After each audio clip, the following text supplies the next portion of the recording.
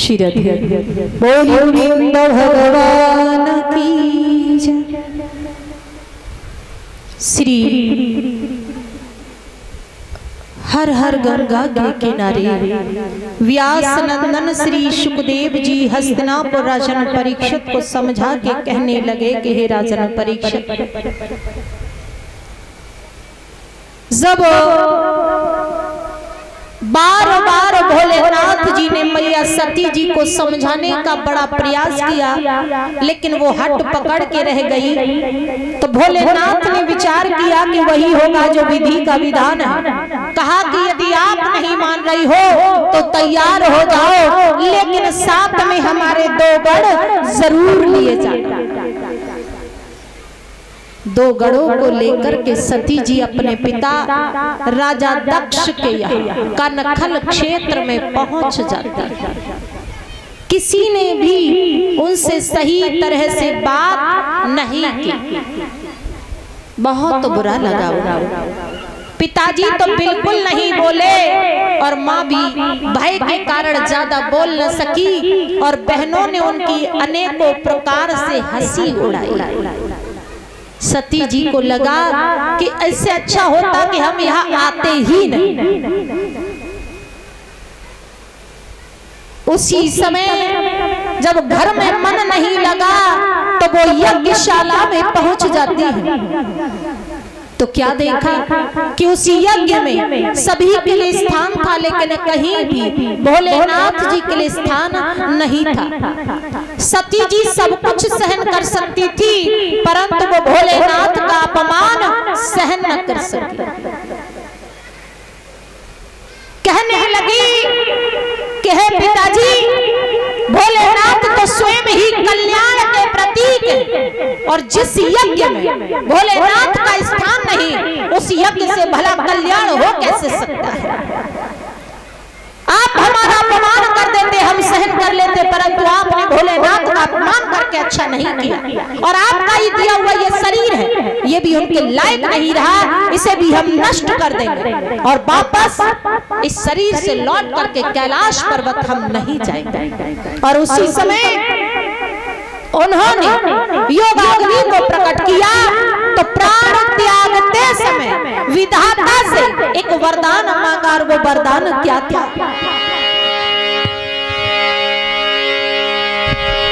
सती मरत हरि सनोवर मांगा,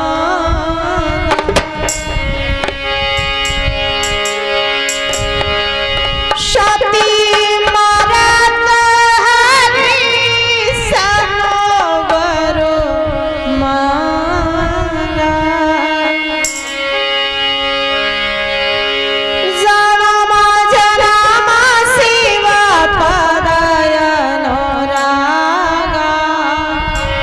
जय जय राम, जय श्री राम, जय जय राम, जय श्री राम।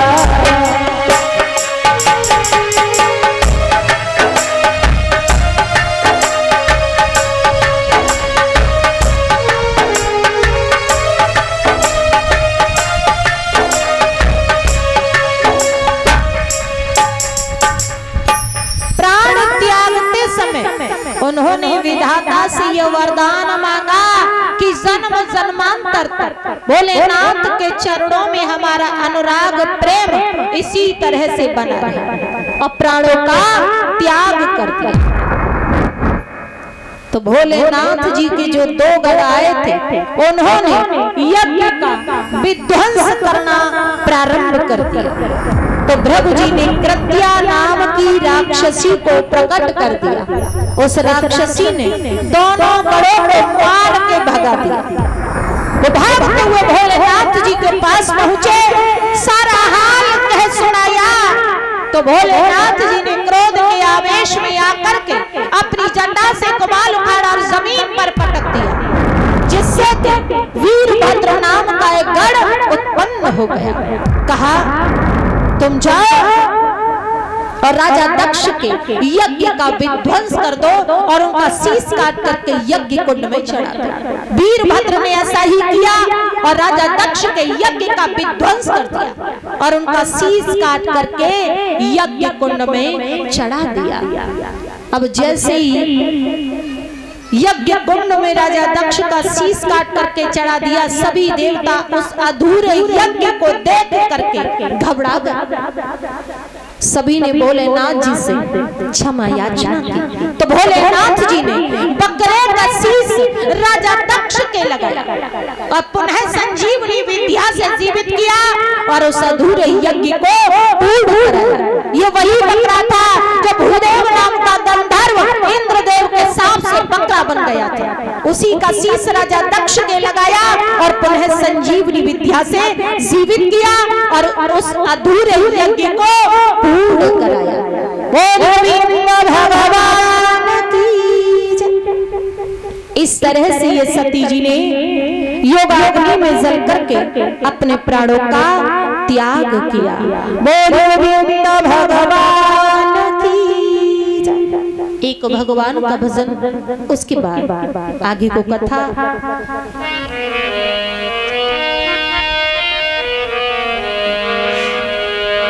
समझा के कहने लगे हैं कि हे राजा, जैसे ही भगवान भोलेनाथ के बराबर से होकर के प्रभु श्री राम और लक्ष्मण गुजरे और भगवान भोलेनाथ जी की नजर अपने इष्ट देव श्री राम पर पड़ी तो जय हो सच्चिदानंद कह करके प्रणाम किया, परंतु सती जी ने उन्हें प्रणाम करते हुए देख लिया। तो सती जी हंस करके कहने लगी, प्रभु जगत के पिता होते हुए भी आप इन तुच्छ से प्राणियों को प्रणाम कर रहे हो, आपको लज्जा नहीं आ रही? तो सती जी की बात सुनकर के प्रभु भोलेनाथ मुस्कुरा के कहने लगे कि जिन्हें आप तुच्छ से प्राणी कह रही हो वो तुच्छ से प्राणी नहीं है, कण कण में रोम रोम में बसने वाले यही श्री राम है। सती जी कहने लगी, हमें तो विश्वास ही नहीं हो रहा। तो कहा, यदि आपको विश्वास नहीं हो रहा तो आप हमारे इष्ट देव श्री राम की परीक्षा ले।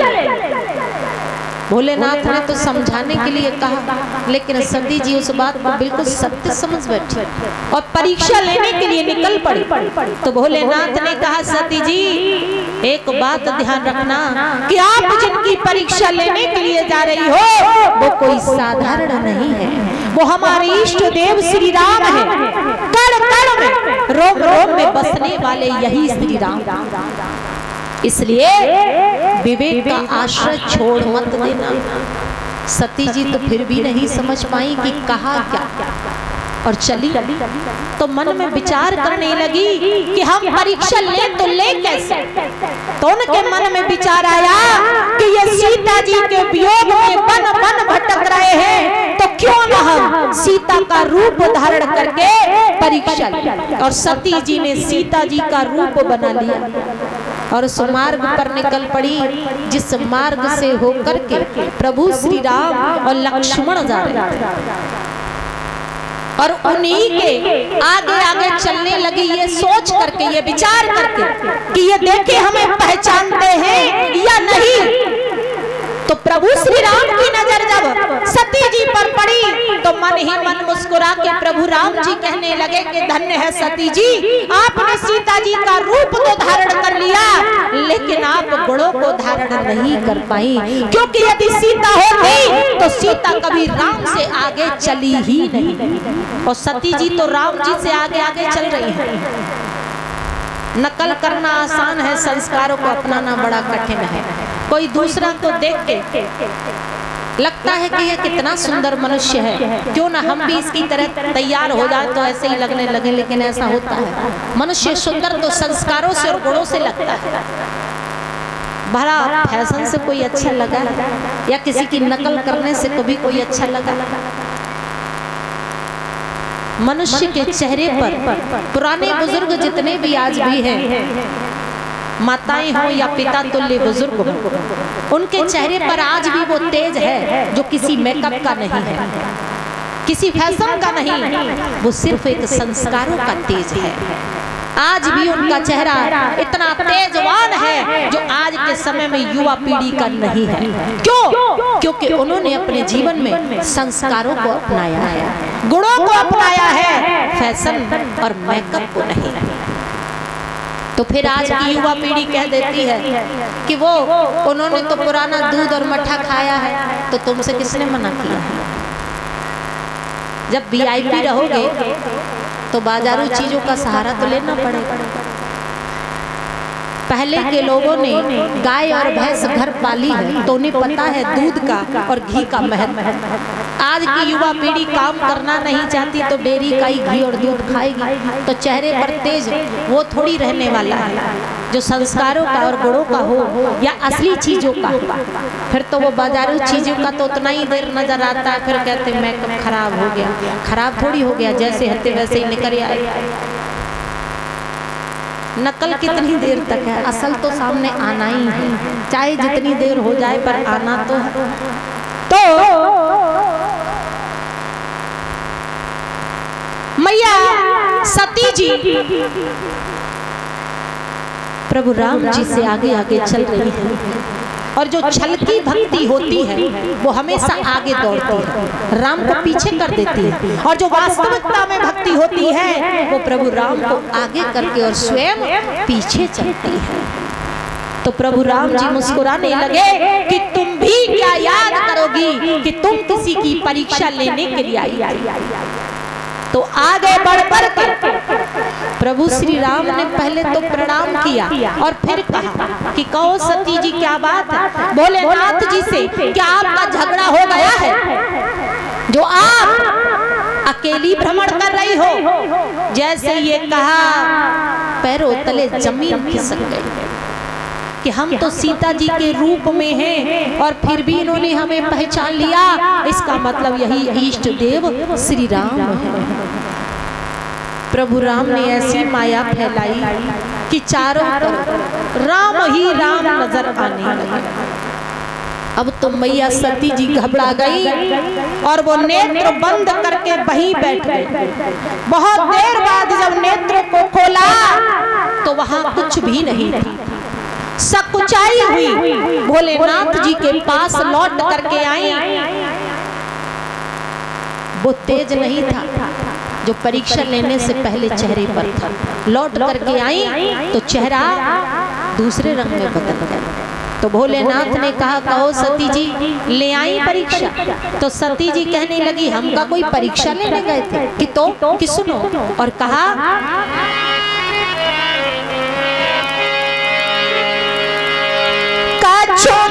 परीक्षा लीन गुसाई, कछुआ परीक्षा लीन गुसाई,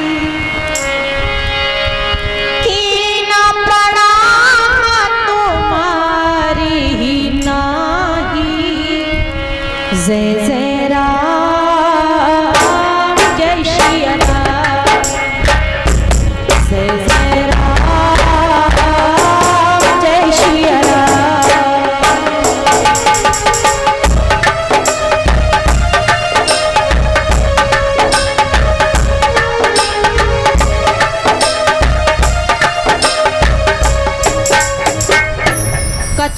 परीक्षा लीन गुसाई और कीन प्रणाम तुम्हारे।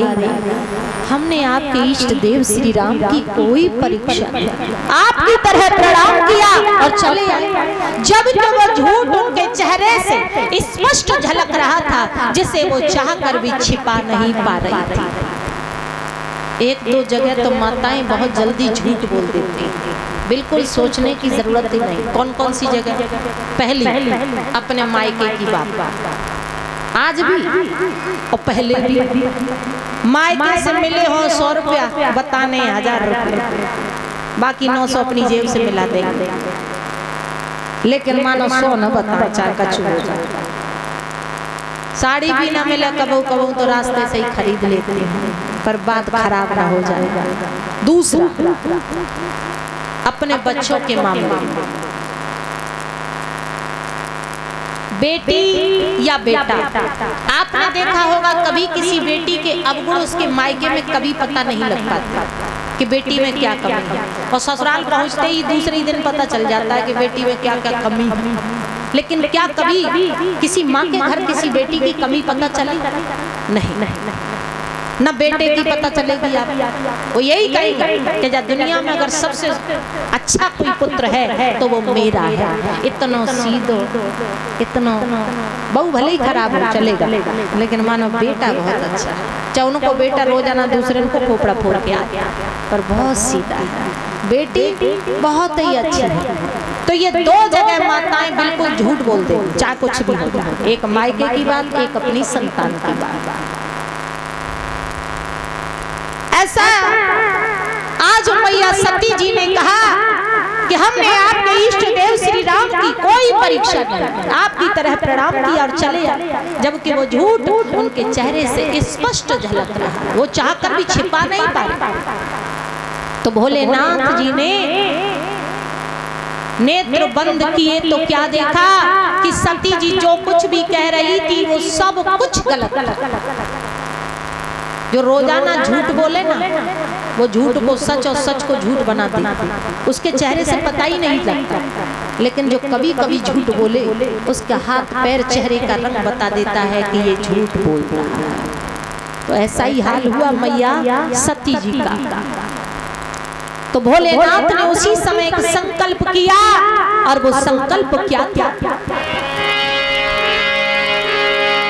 क्योंकि भोलेनाथ जी ने देख लिया कि मैया सती जी ने प्रभु श्री राम की परीक्षा सीता मैया का रूप धारण करके ली, और दूसरा भोलेनाथ जी से झूठ बोला। तो क्या संकल्प किया?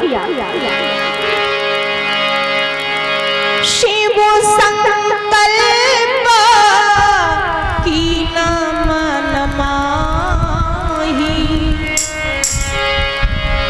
शिव संकल्प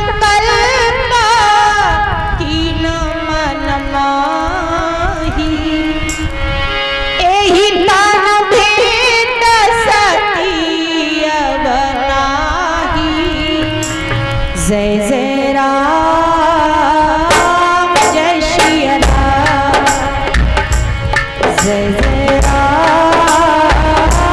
जय श्री राम।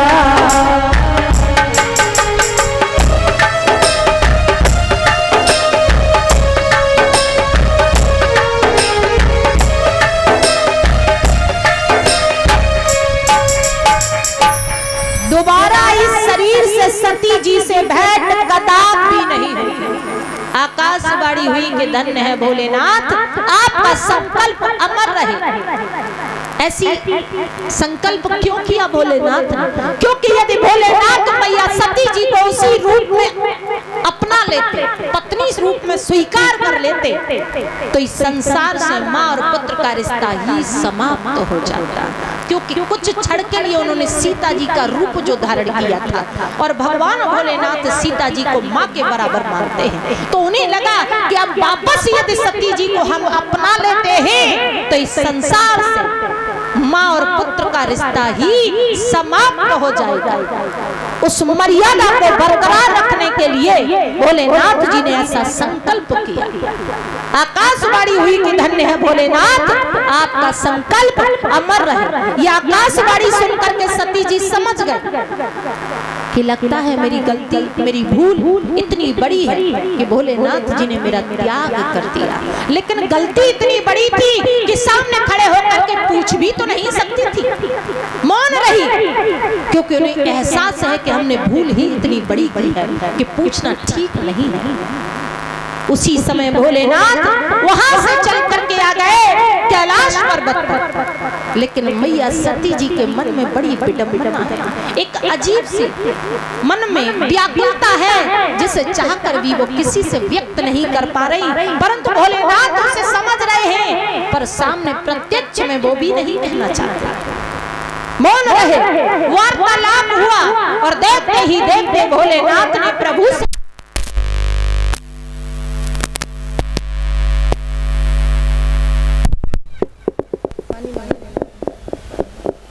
धीरे धीरे बोलो भगवान की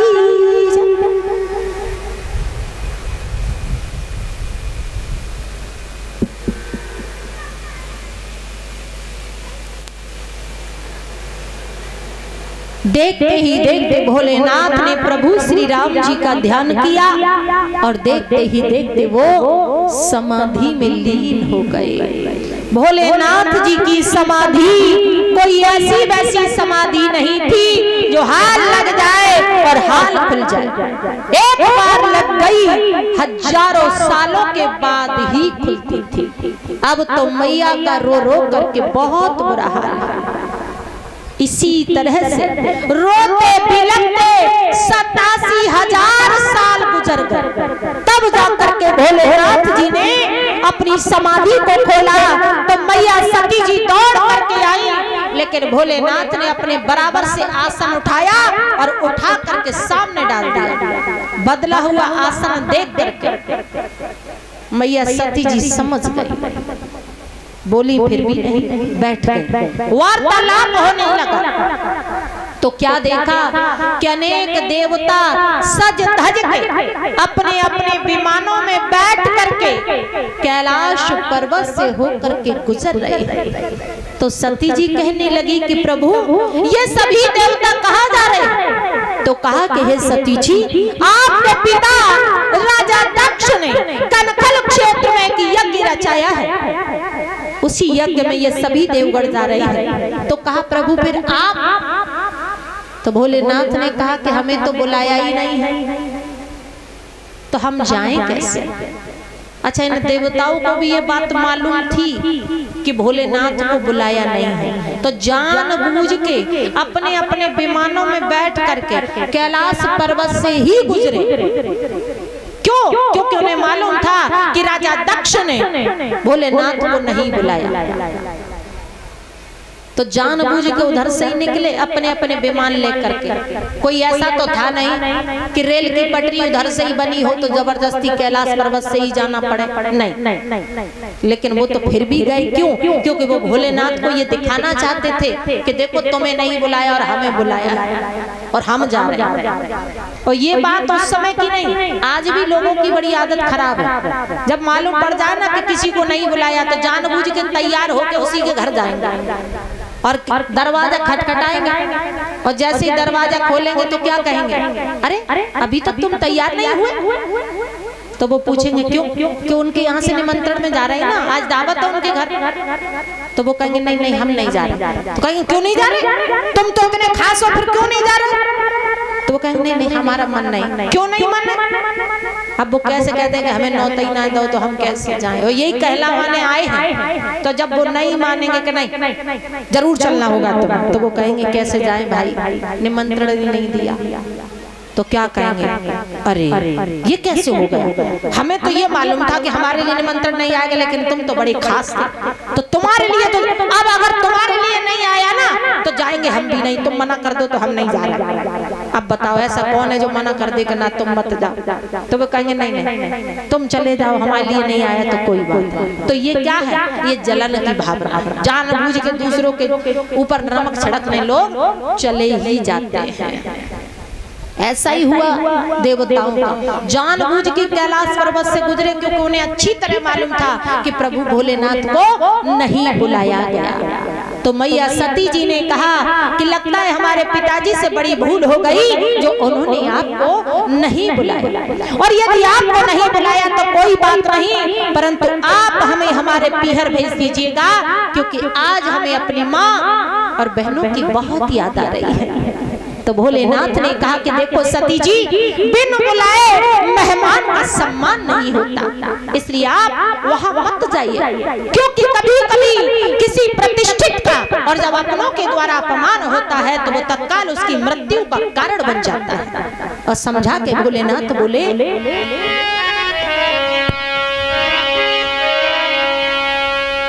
बार बार भोले